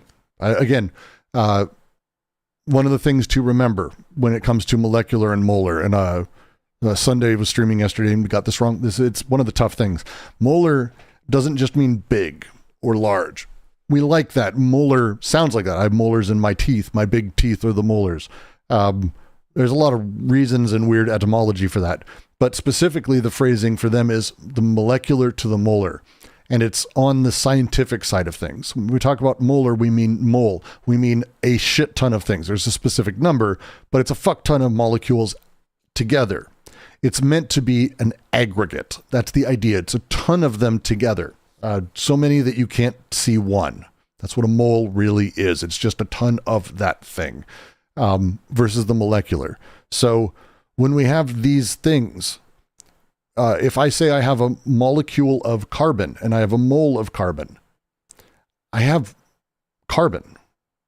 Like it's not like one isn't carbon. They're carbon. Now, I will tell you this. One molecule of carbon behaves very differently than a mole of it. Uranium, one versus a bunch. This setup of one thing, molecular thing versus a ton of it, and the emergent changes that happen at large. This is labor. If I'm working and I'm building, I live alone and I build a chair. That's me building a chair. Labor is used in that. Not quite the same thing as China industrial complex, right? Like molar, molecular. They work differently at large. These things are the same. Talking about them differently only because of how they interact, but understanding that libido and labor, individual, preconscious, abstract, singular, all the way through, it's the same stuff, right? That's going to be the big thing as we get through that. This paragraph's important for it. And every molecular is kind of acting. We read that from chance and necessity. I think every molecular, like, it's not like laws or something like that, because like there is left, right, like, you know, it's kind of like it's not a process that kind of like laws, right? It's not order. It's actually chaos, right? It is. Well, it's so someone on YouTube says, I've always understood molecular as referring to processes that underlie and constitute molar structures. And that's a lot of people think of it that way, but it's not. Like, that's privileging molar structures and saying the molecule is a part of them. Like, there is a whole and there's a part, but the whole is a part alongside all the other parts. They literally have a chapter in Anti-Oedipus we read again and again and again called The Whole and Its Parts. The whole is a part. It's its own molecule alongside all the other molecular elements. It's not privileging the molecular. It's not privileging the molar. It's understanding they are identical and they're just a matter of scale and regime. That's the big deal. It's really tough to talk about that way because we often like to think of things as we do it every day. If I have $1, I pretend that I have the same dollar that Elon Musk has, $500 billion of. But that's fucking stupid because it's not the same thing. It's the same dollar, 100%. If he takes a buck of that and goes and buys a fucking dollar fries at McDonald's, you can do that. But if you have 500 billion of them, what it does and how it works is completely different. The functionary and the ability to apply it and what it does emergently is wholly different. So these two things, they're the same thing. And understanding that they're the same thing is important. This is at large, all of it. Everything is this, because all of it ultimately is chaos, as Marcel is saying. It's the chaosmosis. It is the Spinozist God, the totality, the all thing, the all stuff, whatever the fuck you want to call it. But we are pulling from that chaos things and stuff, and things are formed out of that. That chaos, we're pulling out elements, but they are molecular and molar at once. There's not one or the other. It's not that this molecular is a part of that or that this is the whole of that. They're the same. This paragraph, I think, gets into it nicely. So I'll read. It follows that, in the second place, the link between psychoanalysis and capitalism is no less profound than between political economy and capitalism. This discovery of the decoded and deterritorialized flux is the same as that which takes place for political economy and in social production, in the form of subjective abstract labor, and for psychoanalysis and in desiring production, in the form of subjective abstract libido. As Marx says, in capitalism the essence becomes subjective, the activity of production in general, and abstract labor becomes something real from which all the preceding social formations can be reinterpreted from the point of view of a generalized decoding or a generalized process of deterritorialization. This is Marx, time to quote. The simplest abstraction, then, which modern economies places at the head of its discussions, and which expresses an immeasurably ancient relation valid in all forms of society, nevertheless achieves practical truth as an abstraction only as a category of the most modern society. End quote.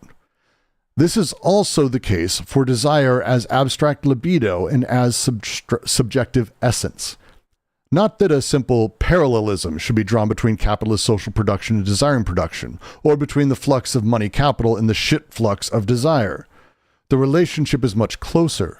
Desiring machines are in social machines and nowhere else, so that the conjunction of the decoded flux in the capitalist machine tends to liberate the free figures of a universal subjective libido.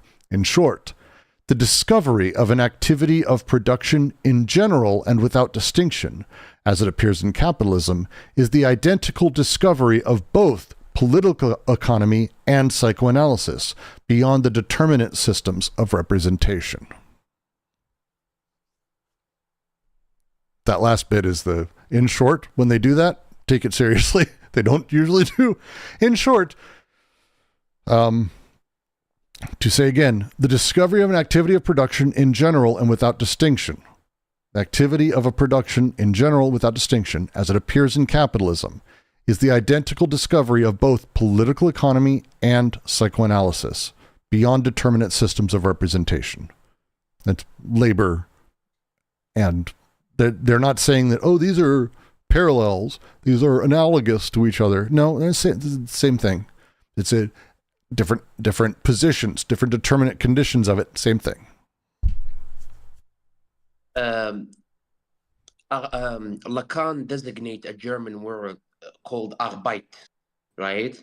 Which is kind of like when he kind of introduces his lecture. I'm reading Seminar 2, by the way, but when he introduced his lecture, psychoanalysis is not about Beholderung, which is about kind of it's not about like the health, right? But about Arbeit, which is a German word called work, right? So it's about work, psychoanalysis, right? Working through psychoanalysis. So yeah, I understand. It makes sense. Good.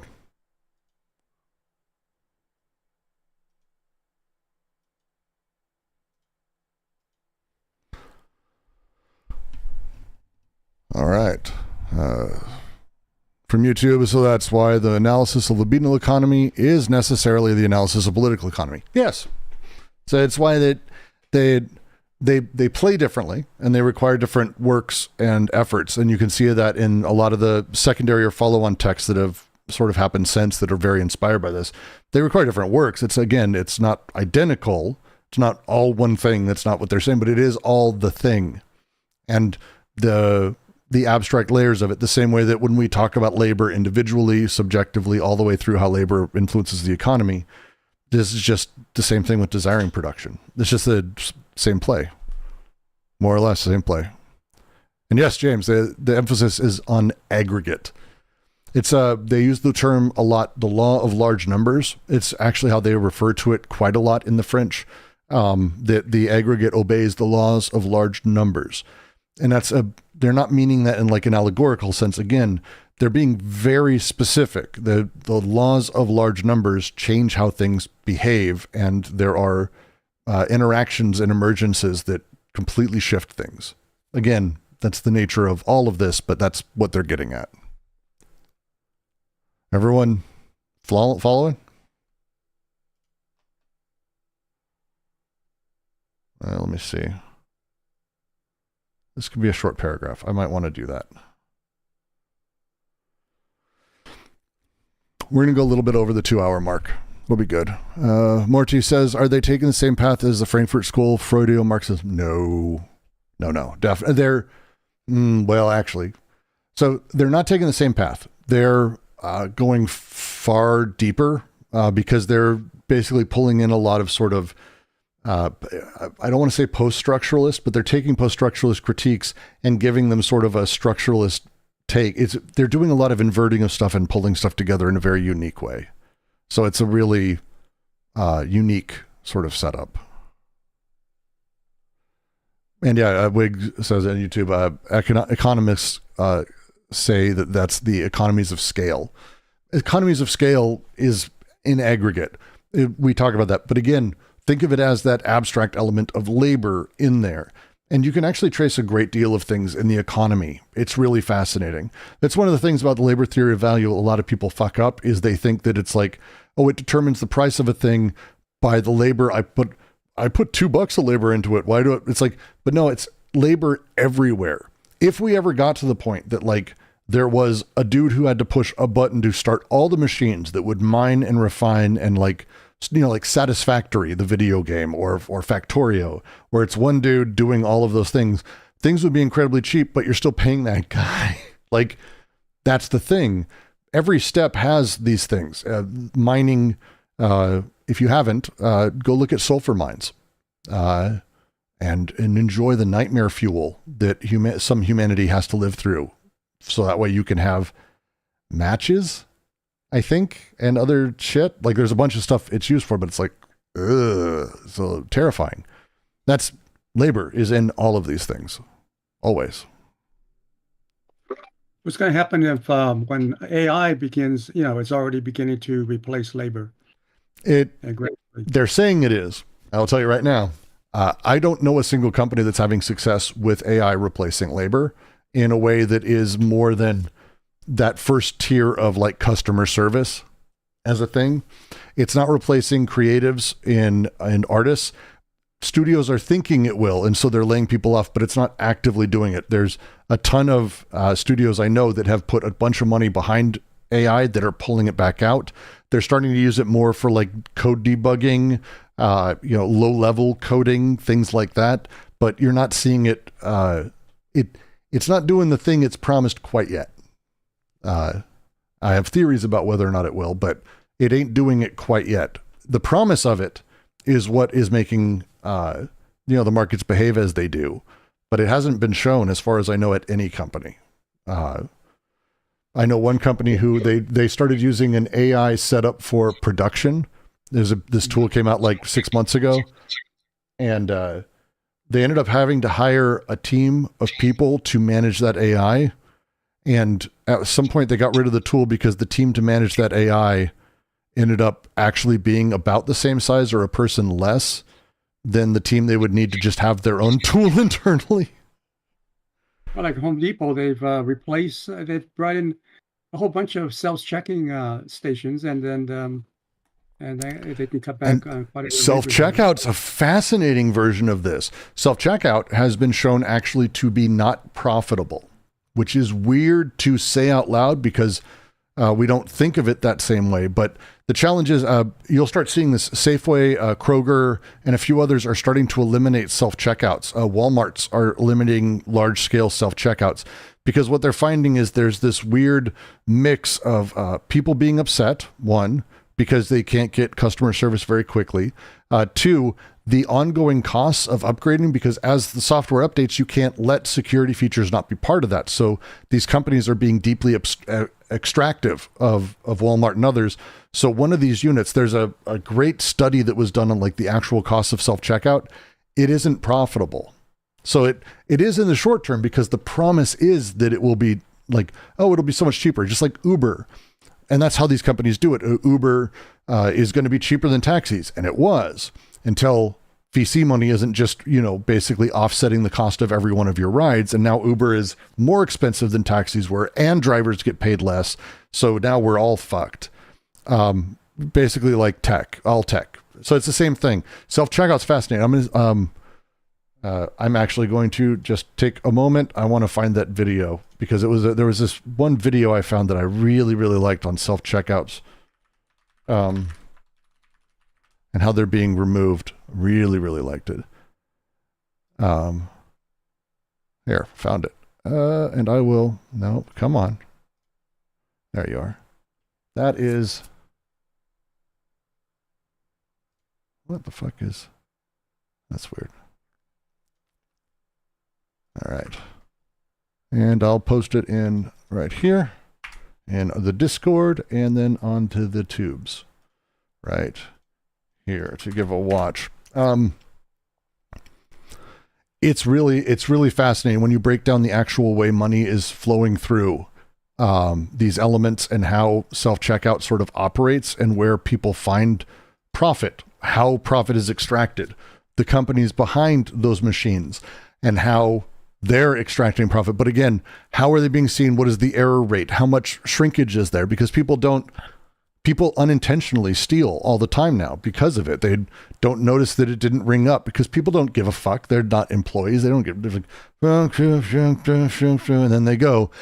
Shrinkage has exploded. It's incredible, actually. And the cost of updates and all the stupid shit around this is kind of hilarious. So it's kind of like everything else, it's just a bunch of bullshit. It's bullshit. There's a great book called, I have it, one sec, I have it somewhere right here. Wait, where did I put it? Oh no. He will pull out living currency. I bet that. No. It's called The Eye of the Master. Oh. Eye of the Master. Matteo Pasquinelli. I hope I'm pronouncing that right. The book is basically, just to read it.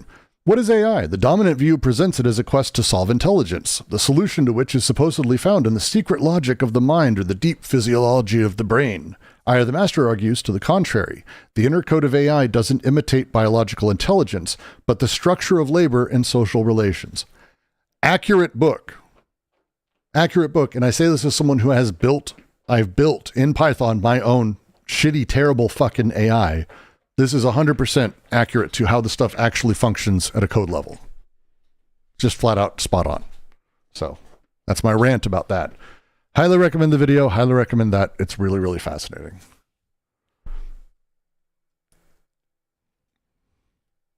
God, I almost want to sit and watch this video and comment on it. I might do that later. This will go on my share. I need to watch it later and make everyone pay attention to it. That'll be good. But good video, good setup, I think overall. And it's important sort of as a thing to be aware of. We are over the 2-hour mark. I'm going to read the next paragraph next week. We'll continue off from here. For those of you joining, I'm going to be we're going to be sort of doing a little mini shuffle in channels, especially since the Philosophy Tube thing sort of took off. So I'm going to be starting up a second channel for, I'm just going to say my bullshit. I was never intended to be the face of the QC. It's not really the goal.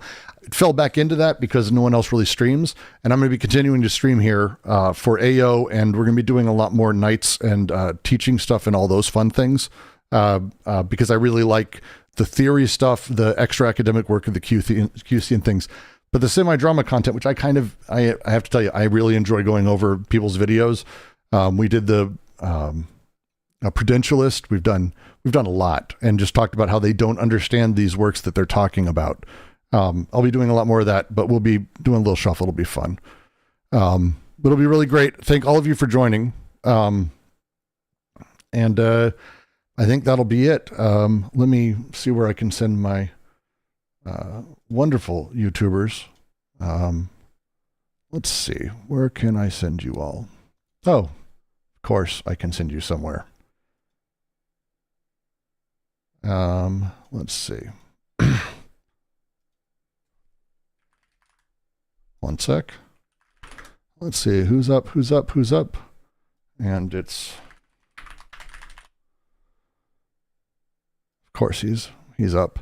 I will send you over to Sunday. Tell him that he, I don't know, just tell him hi.